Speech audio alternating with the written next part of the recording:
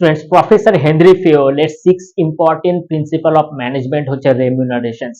তো এটাকে আমরা এভাবে বুঝবো যে যখন কোনো বেরোজগার কর্মচারী রোজগারের আশায় তোমার দোকানে বা তোমার ফ্যাক্টরিতে যদি কাজের জন্য আসে, অবশ্যই তুমি তাকে রেখে দাও তার ক্যাপাবিলিটিস অনুযায়ী, তার দক্ষতা অনুযায়ী।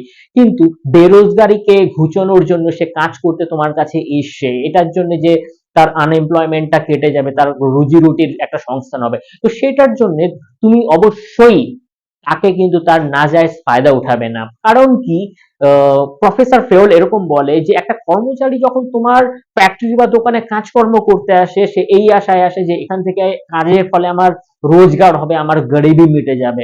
এটার যদি তুমি ফায়দা উঠাও যে তার প্রাপ্য স্যালারি হচ্ছে পার ডে কে হিসাবে 500 টাকা, তো আমি একটা কাজ করি 400 টাকা দেবো, কারণ আমার এখানে ছাড়া অন্য কোনো জায়গায় তাকে নেবে না।